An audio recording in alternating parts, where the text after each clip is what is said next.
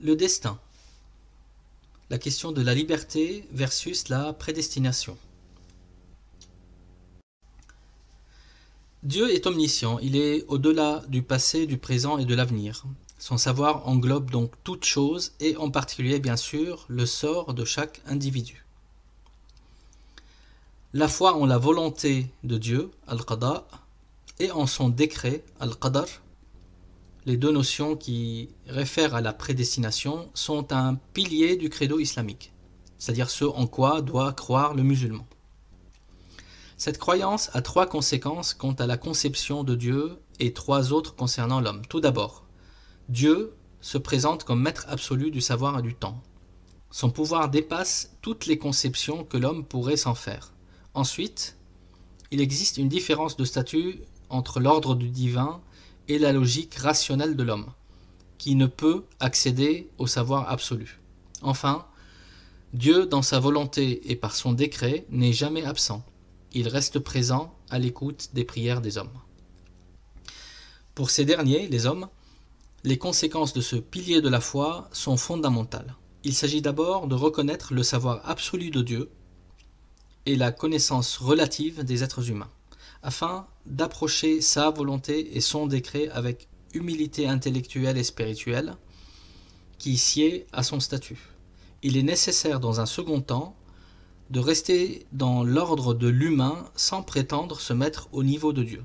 Dieu sait tout, certes, mais l'être humain ne sait pas ce que Dieu sait. Dieu lui demande à son niveau d'assumer sa liberté et sa responsabilité et d'agir en conscience. L'ignorance où se trouve l'homme des décrets ultimes de Dieu est la source et la protection même de sa liberté sur terre, donc de sa responsabilité humaine. Enfin, même si la prédestination est une vérité dans l'ordre du savoir et du pouvoir divin, Dieu est à l'écoute des prières des hommes, lesquels ne doivent cesser, à partir de leur réalité vécue, d'espérer, d'invoquer et de se rapprocher avec la certitude que les choses peuvent changer. En résumé, Dieu est omniscient et sait tout de la destinée des hommes. Les hommes ne savent pas ce que Dieu sait et doivent éviter d'appréhender l'ordre du divin qui dépasse leur capacité et leur logique rationnelle.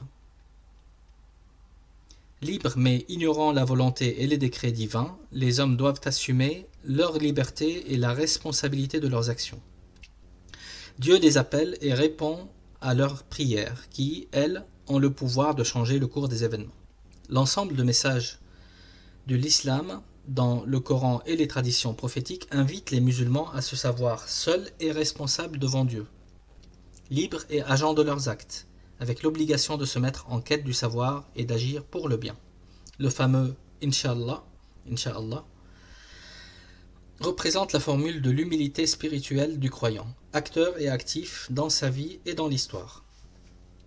Ce dernier sait qu'il doit agir, donner de sa personne, faire les efforts nécessaires, acquérir les connaissances requises pour réaliser ses projets ou pratiquer son métier. Il sait aussi néanmoins que, comme il assume sa responsabilité et son pouvoir, le résultat ultime n'est pas entre ses mains. En ce sens, Inch'Allah, ne peut pas, jamais, servir de justification au fatalisme passif. La formule exprime bien plutôt la nécessaire humilité spirituelle du sujet libre et conscient de devoir s'engager jusqu'au bout de ses capacités et à acquérir du savoir pour se réformer et réformer le monde qui l'entoure. Alors, pour retrouver ces éléments et plus encore, visitez notre site à l'adresse qui est inscrite à l'écran à la rubrique Responsabilité.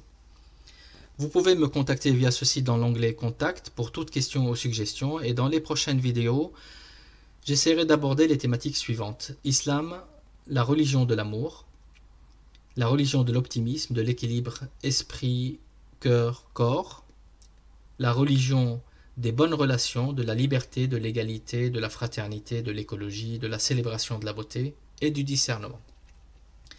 Voilà, pour être informé de la disponibilité de ces prochaines vidéos, vous pouvez vous abonner à la chaîne, bien sûr, et si le contenu vous a plu, diffusez ces vidéos auprès des gens que vous aimez.